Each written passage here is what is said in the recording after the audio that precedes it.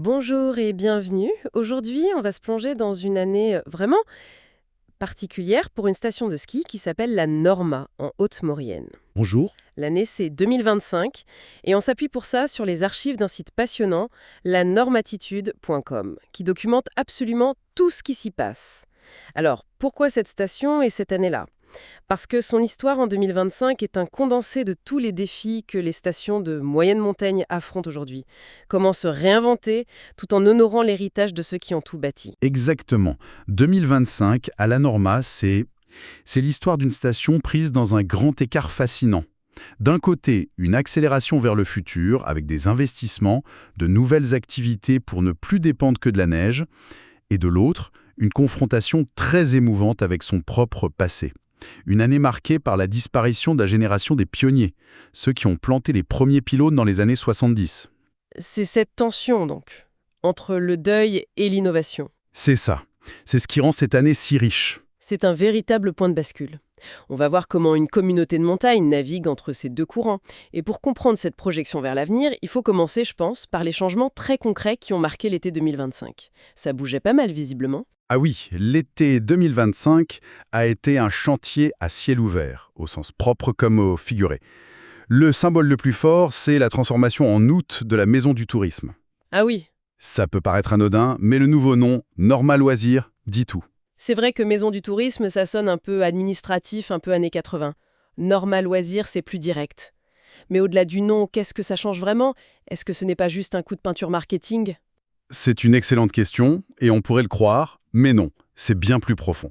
En fait, c'est un changement de philosophie. D'accord, Avant, on avait d'un côté l'office de tourisme et de l'autre une régie qui gérait quelques activités. Maintenant, tout est regroupé. tout. La luge 4 saisons, le fameux Norma Loops, le club enfant, les terrains de tennis. Et surtout, les nouveautés comme l'espace bien-être. Ah d'accord. L'idée, c'est de dire, peu importe la saison, avec ou sans neige, voici un guichet unique pour toutes vos activités. C'est la station qui assume et organise sa diversification. Donc en fait, c'est la station qui annonce officiellement qu'elle ne veut plus dépendre uniquement de l'heure blanc. Et concrètement, cet espace bien-être, le Normazen, ça ressemblait à quoi? C'était une des grosses nouveautés de l'été. Ils ont installé 2 bains nordiques et 2 saunas extérieurs juste au bord du plan d'eau. Ah oui, c'est très dans l'air du temps. Complètement. C'est une offre qui coche toutes les cases de la tendance actuelle. Le bien-être, la contemplation, l'expérience scandinave en pleine montagne. Et ça, c'est une activité qui fonctionne aussi bien sous le soleil d'août qu'avec la neige en février.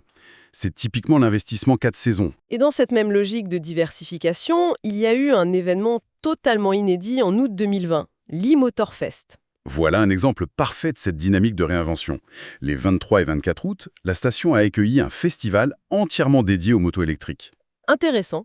Ce qui est fascinant, c'est que l'initiative vient du maire de la commune, Gilles Margueron, qui est lui-même un motard passionné. Il a voulu faire revivre une ancienne tradition. Attendez, une tradition de moto électrique? Ça me paraît un peu récent pour être une tradition. Non, non, une tradition de moto tout court. Ah, d'accord. De 1998 à 2008, la Norma a accueilli la Moto Verte Maurienne, une grosse course d'enduro avec des moteurs thermiques, du bruit, de l'odeur. Une autre époque. Exactement, une autre époque. En 2025, ils reprennent l'idée, mais ils la transposent dans le monde d'aujourd'hui. On passe de la moto verte à la moto électrique. C'est un symbole très fort de la transition que la station est obligée d'opérer. C'est fascinant cette idée de faire revivre une tradition moto, mais en version silencieuse et propre. Est-ce que les sources disent si ça a attiré le même public de passionnés de sport mécanique ou si ça a touché une nouvelle clientèle? Les sources ne donnent pas de chiffres précis, mais elles insistent sur la double ambition.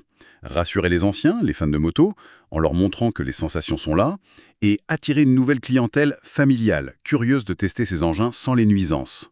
Une tentative de réconcilier deux mondes. C'est malin. Très malin. C'est une stratégie assez habile en effet. Et pendant que la station imagine son avenir estival, il faut aussi préparer l'hiver. Et là, il y a eu des travaux plus traditionnels, mais tout aussi importants durant l'été et l'automne. Oui, le travail de l'ombre, celui que les vacanciers ne voient pas mais qui est essentiel. Les sources parlent notamment de la pose d'une centaine de mètres de palissade en bois sur une piste nommée le mur de la forêt. D'accord. Ce n'est pas très glamour, mais c'est un investissement crucial. Ces barrières permettent de mieux retenir la neige, de limiter l'érosion du sol et au final de garantir une piste plus large et mieux enneigée tout l'hiver. On parle aussi de la révision complète du télésiège du carrelais. Ça aussi, ça semble très technique. Pourquoi c'est important pour le skieur lambda? C'est un investissement direct dans la satisfaction du client. Le car LS est une remontée clé sur le domaine. D'accord. Une révision complète, ça veut dire qu'on démonte presque tout pour vérifier, changer les pièces d'usure. C'est la garantie de moins de panne. Moins d'arrêts en pleine journée. Voilà, moins de frustration et un client qui revient l'année suivante. En parallèle, ils ont aussi remplacé 3 systèmes de déclenchement d'avalanche Gazex, ce qui renforce la sécurité du domaine. C'est la base de tout. On a parlé des infrastructures, des investissements, mais une station, c'est avant tout des gens.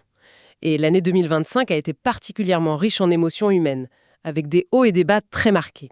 À commencer par une très belle victoire, je crois. Oui, un moment de pure joie et de fierté pour la station. En avril 2025, Julie Roubin, qui est monitrice à l'ESF de la Norma, a remporté l'épreuve de télémarque du Challenge des moniteurs. Ah oui, c'est une compétition très prestigieuse dans le milieu. Tout à fait. Et sa victoire est historique. C'est la toute première fois qu'une femme de l'ESF de la Norma monte sur la plus haute marche du podium dans ce challenge. C'est une consécration, surtout qu'elle n'en était pas à son premier essai. Exactement. C'était l'aboutissement d'une quête. Les 3 années précédentes, elle avait terminé 2e ou 3e. Elle tournait autour. C'est un beau récit de persévérance. Ça soude une communauté, ces moments-là. Mais comme vous l'avez dit, la montagne a aussi montré son visage le plus dur cette année-là.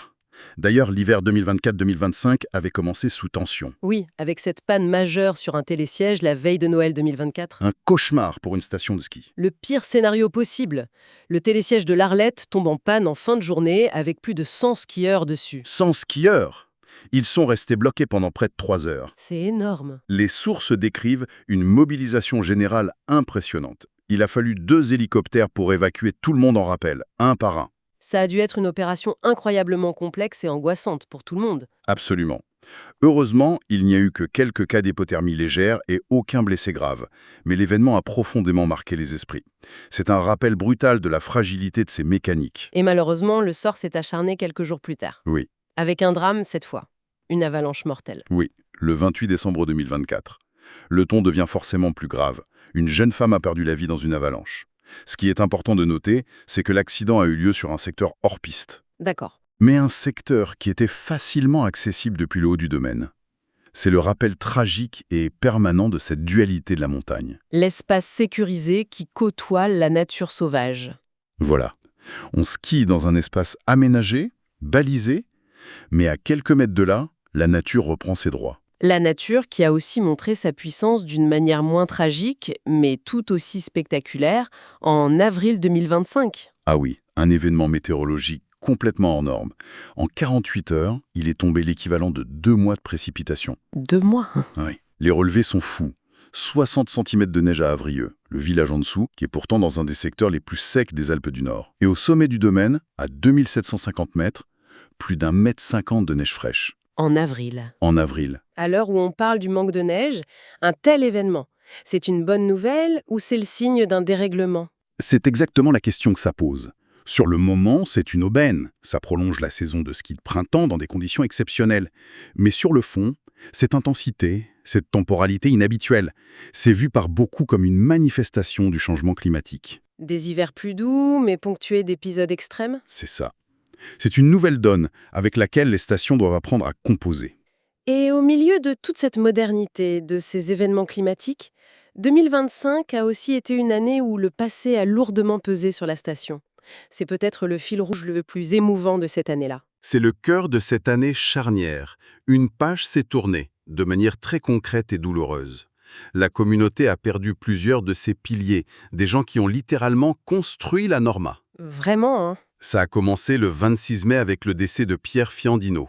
Et puis, le 6 juillet, une autre figure immense s'en est allée, Roland Fiandino. Les sources insistent beaucoup sur lui, en le qualifiant de bâtisseur. C'est un mot très fort. Il l'était. Pensez-y, il est élu conseiller municipal en 1971, l'année même de la création de la station. Il a tout vu depuis le début. Exactement. Il a vécu toute l'aventure depuis le premier coup de pioche. Il a ensuite été président de la Sogénor, la société qui gérait les remontées, puis maire. Son empreinte est partout. C'est incroyable de penser qu'un seul homme a pu avoir un tel impact. On parle de réalisation concrète. Tout à fait. Il a piloté l'extension de pistes, la construction de l'énorme bâtiment de l'UCPA, l'installation des tout premiers enneigeurs sur le bas du domaine, et son engagement ne s'arrêtait pas à la station. Il s'est battu pour restaurer le patrimoine local. C'était l'âme du lieu.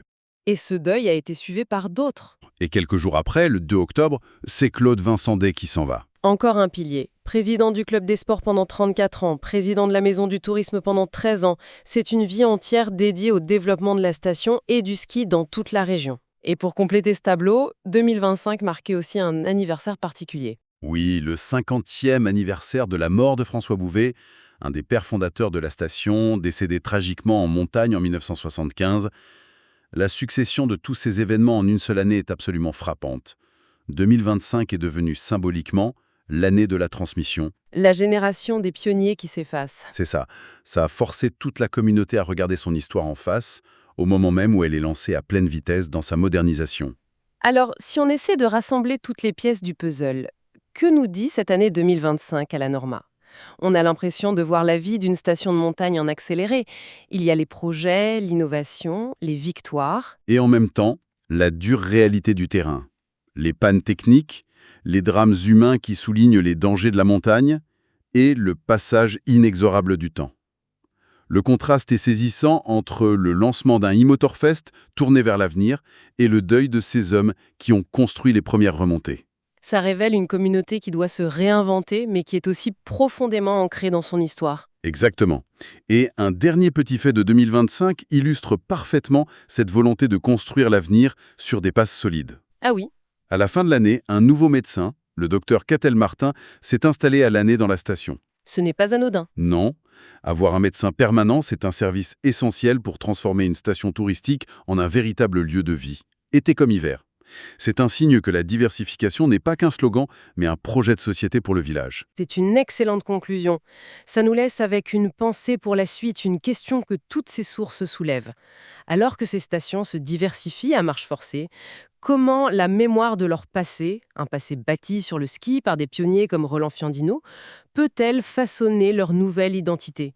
Comment faire de cet héritage non pas un poids nostalgique, mais un véritable socle pour innover ?